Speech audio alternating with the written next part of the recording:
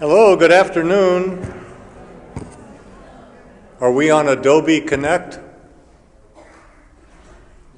Yes, thank you. So those of you on Adobe Connect, good afternoon, welcome.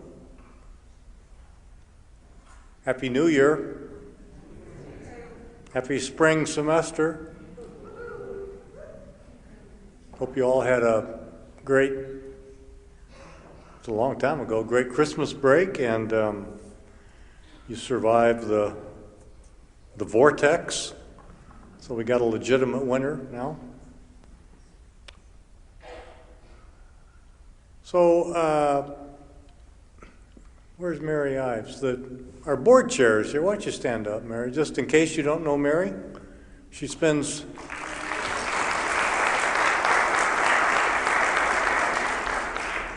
a good part of her life here, and another good part thinking about here. So thank you, Mary, for your long service. So this is, I always call this my laundry list talk. I just bring you up to speed on a few topics. Today I wanted to talk about enrollment, budget, campaign, pavilion, inclusive excellence. So for those of you who like executive summaries, you can, that was it. And after that, I would like to share a few thoughts about my hopes for the future of the school. So let me start with the enrollment update. And I always have the same caveat every year. Nothing is final until the 10-day head count. There can be additions and subtractions. On the traditional side of the house, our enrollment, and that means new students, retained students. So it's a big formula that has a lot of retention as well as some new students. On the traditional side, though, our enrollment looks to be coming in at or slightly below budget for the spring. I'm guessing we're going to be a bit off, but I'd love to be wrong. But only, I think, not a lot off, and we may make budget. On the graduate extended and online side of the house, our enrollment is already above the spring budget, both in head count and in credits, and that's only going to grow with registrations. The GEO students will register right up until the 10th day, and it will also grow with spring 2 start later in the semester. So the GEO numbers look very good. And among the growth areas, and I could have picked several, I almost hesitate to do this because if I don't name somebody, they might be hurt. But I wanted to pick a couple. One of them is our online Master of Education program. Now in its 6th year, that has grown from a fall enrollment last year of 54 students to this year 103 students. And in part, this is related to a lot of creative thinking and the development of several innovative online graduate certificates that are embedded within the program. So I want to say thanks to Dean Joe Olson, I saw you somewhere, Joe, and Sherry Tackinen, and Amy Bergstrom, and all the education faculty and staff. This is really some creative stuff. We appreciate it. Another program is the post-baccalaureate nursing program in St. Cloud, which recently proposed an expansion that will double its size there in the next 2 years. So thanks to Dean Julie Anderson and Cheryl Sandel, Rick Butte, I saw Rick is here, again, for your creativity and stewardship. Good work, folks.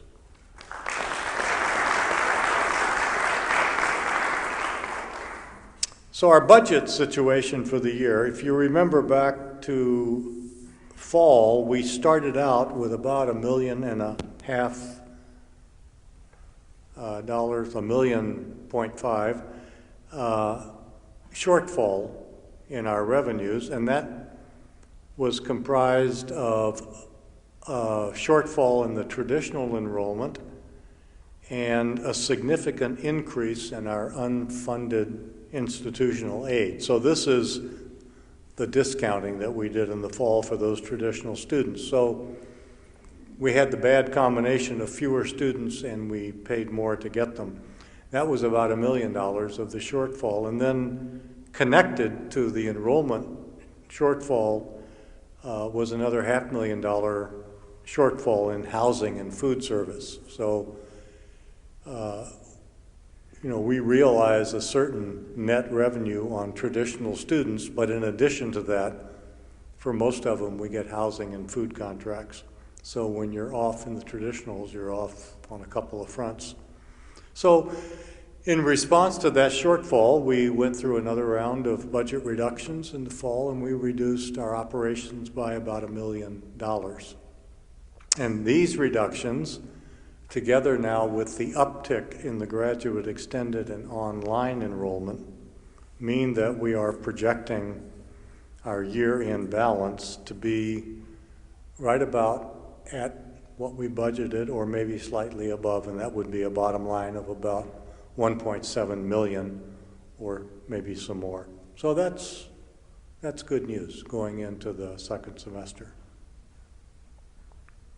We're in our second year of the Second Century of Saints campaign, and that is raising money for three main areas. First of all, for student scholarships to help make education here affordable and accessible. Also for renovations of Tower, Science, and Summers. We've got great buildings, but they're 50 or 100 years old and they need some work. And also the third area is for construction of the Health Science Pavilion. The campaign's working goal is $50 million, and it stretches over 7 years. As of December 31st, we've raised nearly $13 million. And by the way, that includes, and I don't think there's been an official announcement yet, this will be one of them, includes a $1 million gift from the Benedictine sisters. And that's worth an applause.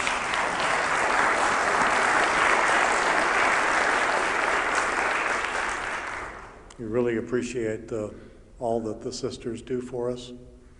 And it also represents a $500,000 gift from a foundation that is a new foundation for us, and you have to be invited to submit an application, so it's a big score, and that's the Margaret Cargill Foundation. They give money to buildings, and that's pretty rare anymore, so we got a $500,000 gift from them. So we're at $13 million as of the end of December, and we expect to raise another $6 million by the end of this fiscal year. So good work by John Lebowski and his staff. And then our goal for the next year would be to reach $30 million. So over the first 3 years, we're hoping to get to that $30 million mark, at which time the campaign could go public, and that means that we would then go out very aggressively with alumni and friends to complete the final $20 million push. I'd like to mention also that this fall, 400 of our students received annual or endowed scholarships totaling over $1 million. Many more students than that get scholarships, but most of them are institutional Benedictine scholarships, which in effect are discounts. But we've got over 400 students now getting real money from endowed or annual scholarships, and that's great. We just want to keep increasing that. So I want to thank all of you who help support our college and our students financially through annual giving to the All Saints Fund and to the campaign. Have you seen the pavilion? You've driven down Woodland or had a nice meal at Tavern on the Hill? The building is coming along nicely. It's on budget, and it's on schedule for completion even by the end of April. So most of the work now is on the inside, interior walls, electrical and mechanical work. So construction started on August 20th. I remember because it took us forever to finish the financing deal for that. Somebody would be on vacation, you'd have to wait another week. All these beautiful summer days were going by. And August 20th was the first day we could really go at it, and it poured rain. But on the 21st, they actually got at it, and then the roof was complete by December 4th. So it took just a little over 3 months to get the building enclosed. And for those of you who like gee whiz numbers, we've installed nearly 500,000 pounds of steel, and we have poured 10 million pounds of concrete.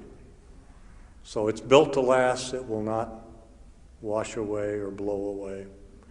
Over the next few weeks, we'll be completing windows and sheetrocking and starting work on the entryway stairway. So the building will be ready in plenty of time for move-in this summer and for classes starting in the fall. At the Opening Institute this year, we talked about inclusive excellence. And this is the idea that academic excellence is best realized in a community that is diverse and inclusive. And I believe that inclusive excellence is really the next step in the evolution of our Benedictine learning community and in the expression and the realization of our college's mission and values. And since identifying inclusive excellence as one of our school's top priorities, I think its importance has only become more and more obvious and urgent. Think of the Black Lives Matter movement or the Syrian refugee crisis. Annetta is in Germany, and she tells me that the mood of the country is very tense in Germany with the influx of refugees and some of the incidents that have happened. Our country and indeed our world are struggling with questions of national identity and multiculturalism. And these large social issues are not unrelated to our efforts here. As a living and learning community that includes students from diverse backgrounds and different identities, our school can serve as a laboratory for achieving excellence in a pluralistic context. And as a Catholic Benedictine community, we have the responsibility to realize the ideals contained in our belief that all human beings are children of God. So inclusive excellence is really a St. Scholastica imperative. The board has made it clear that inclusive excellence will remain a college priority through the presidential transition. And our job now is to build the infrastructure to guarantee that that happens. So that's how I see our task between now and the end of the year, is building the infrastructure to guarantee that inclusive excellence remains a top priority. And practically speaking, there are two things that we want to accomplish by the end of the year. The first is, in the coming weeks, we're going to send out a statement on inclusive excellence to the entire college community. And this document will provide a common vocabulary, a common set of definitions and talking points for all departments and schools at the college. And it will provide the opportunity for us to explore what inclusive excellence means at our departmental level and even for us as individuals. And so that's one thing. I really am asking you to take that document to heart and to talk about it with your colleagues and what it will mean practically. What does that imply for how your department should operate and for how you as a member of this community should act. And also this semester, a working group of faculty, staff, and students will be drafting an inclusive excellence strategic plan that the board says they want delivered to them by the May meeting. This plan will build upon the many diversity efforts already underway at the college and will use them to create a more integrated and holistic approach to institutional change. The plan is the plan, it's not all the work, but it will sequence, it will give the top priorities and sequence what things we need to attend to first and then move on to the others. So we will be seeking during this semester your input and your support and your thoughts as these documents are prepared. What you say, what you think really does matter, and everyone will have opportunities to make their voices heard. So as we engage in these processes over the spring, I have 4 suggestions. One is to stay connected to the effort, that is, watch for updates and information on the Inclusive Excellence blog on CORE. Attend and participate in the forums and the sessions. Talk about the draft with your department, and just as a learning community, continue to learn and to read as much as you can about diversity and inclusivity and efforts that others are making and where they're falling short and where they're succeeding. Second, take it personally. That is, talk about inclusive excellence at your departments and schools. Ask what your department can do specifically to help transform our college. And ask what you and your colleagues can do in the classroom, in the hallways, on the athletic fields that will help address the type of very difficult, even ugly situations that we have seen in St. Louis, in Chicago, in Cologne, Germany. I think as educators, we have to say, what is it that we can do to change these events in our country and in the world? How can we work with our students to help minimize the chances of those things happening? So make it personal. Third, I would say expect conflict as we talk about these things. I don't think anybody does this smoothly. Expect emotions and differences, but please, in the end, let's try to support one another on a difficult path. We are a community that cares about these things, and even if we have different points of view, we can support one another. And finally, stay grounded in our mission. We're doing this not because it's politically correct, but because we really do believe in our core values of community, hospitality, and respect, and we believe that inclusive excellence is the next expression of what those values mean in our world. So that's my laundry list update on goings-on. It's also the last time I'm going to address you in this kind of forum. It's sort of my last public address. And so I thought it's not the last time I'm going to talk to you, but I think we'll have an on-campus reception in May, and we got our faculty staff appreciation lunch. I can say a few things there. But I thought it would be an appropriate forum to talk about, as I'm leaving, some of my wishes for you and for the future of our school.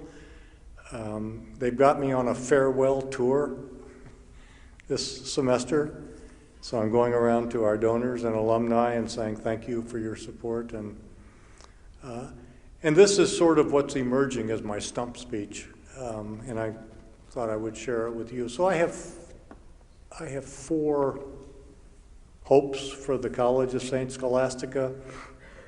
and its future. Number one, and in pride of place, is to hold on firmly to the Benedictine charism and values.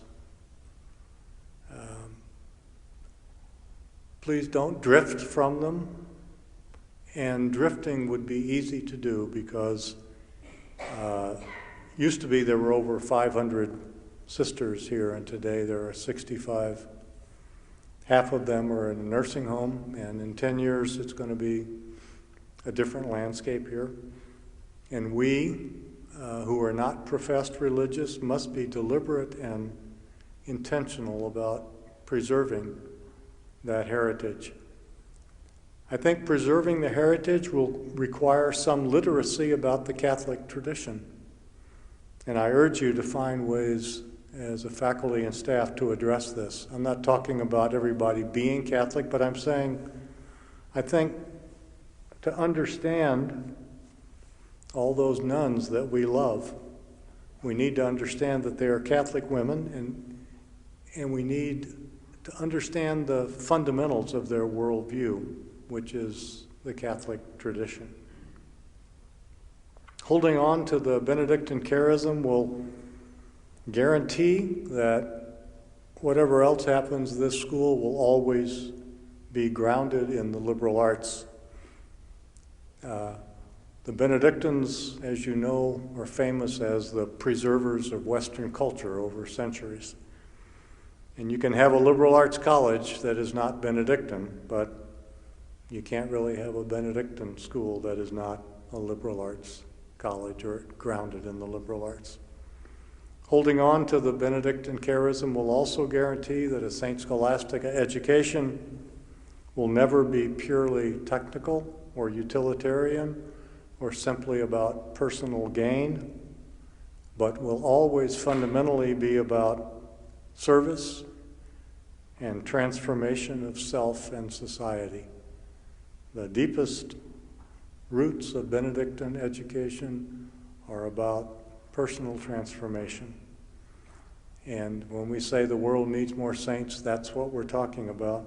I also urge you to sharpen this value proposition as a differentiator in a very noisy marketplace. The Benedictine heritage of this school is a pearl of great price, and hold on to it. My second wish is, I call it eyes on the prize. Higher education is about much more than workforce preparation. It's also about the formation of productive citizens for our democracy, and it's about leading lives of meaning and purpose. And as I listen and read the news these days, I can guarantee that virtually every day I'll come across three topics: terrorism, climate, and race. And as educators, we have to believe that our work is essential to the solution of these problems. And that's what I mean by the prize or the high road, to remind ourselves that we are an institution in society that has a very big charge. If we just take the topic of terrorism,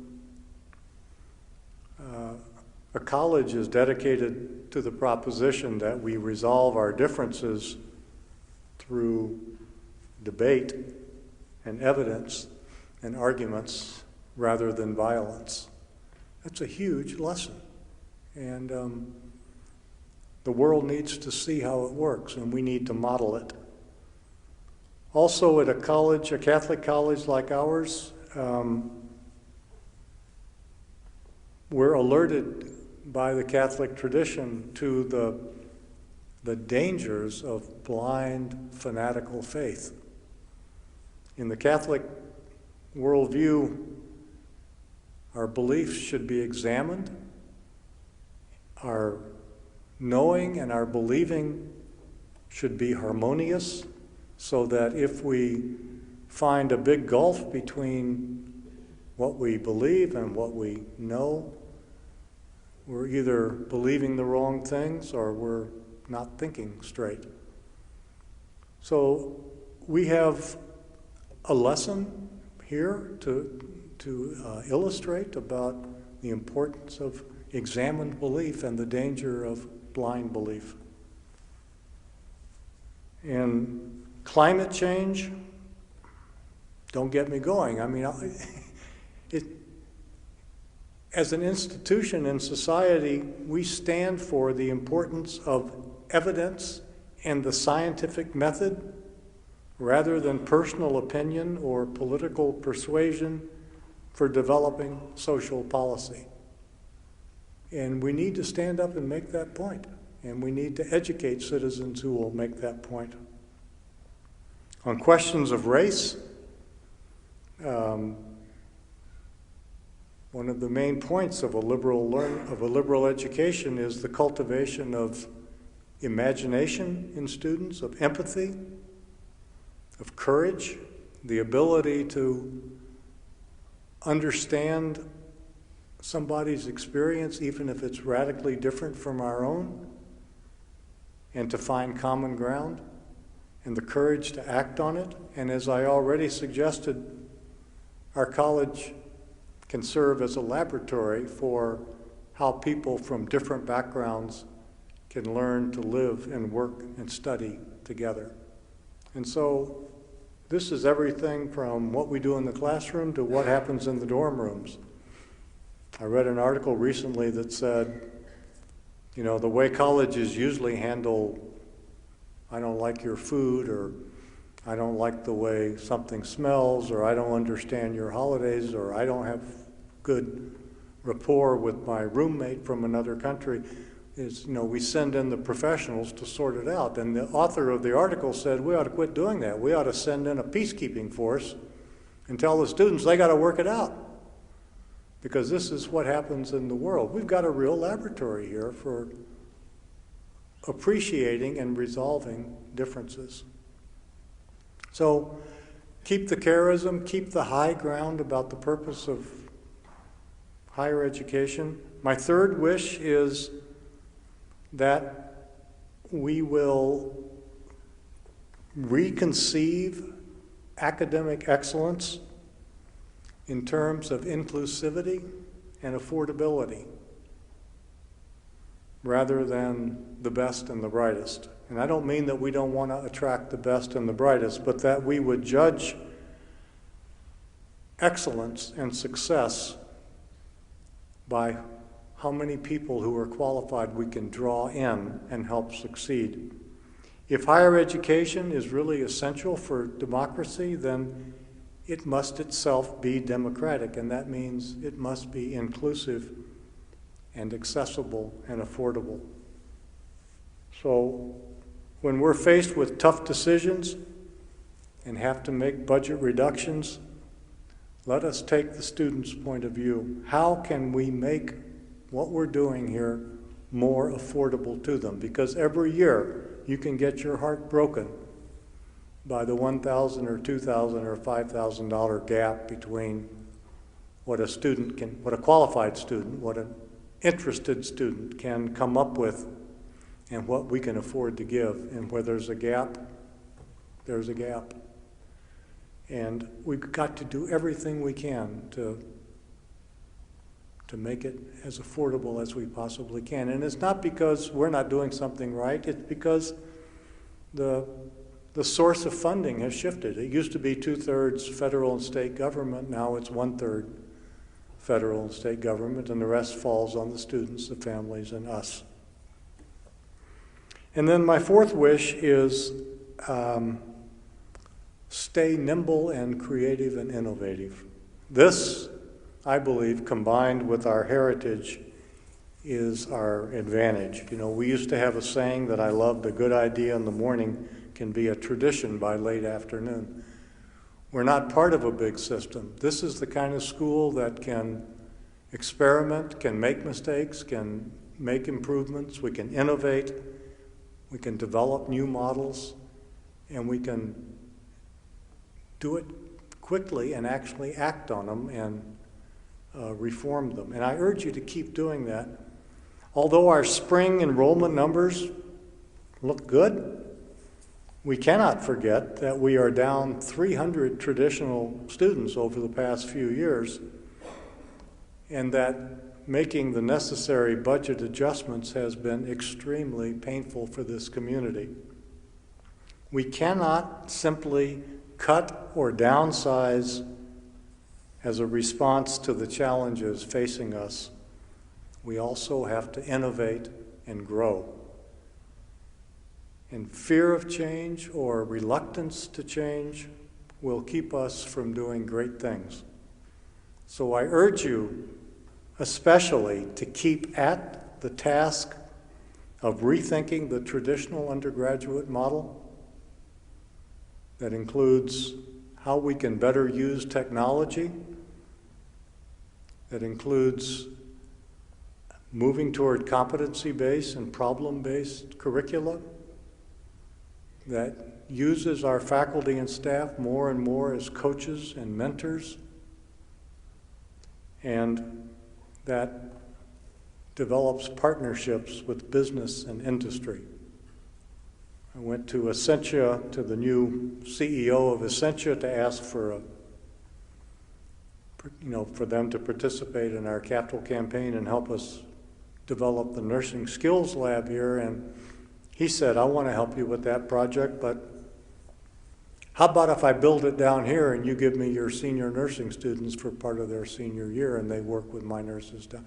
Now, I don't know if that's a good idea or a bad idea, and I got to check it out with the folks here, but can we develop partnerships that will invest in what we're trying to do and will work with us to get it done? This is something that could change our cost structure. So those are my wishes: to keep the charism, keep the big picture, work for affordability, and innovate. They're my major hopes for you and for the future of our college. So before the final thanks and the farewells in May, we've got a semester's worth of good work to do. So I say, let's have at it. Vivat St. Scholastica.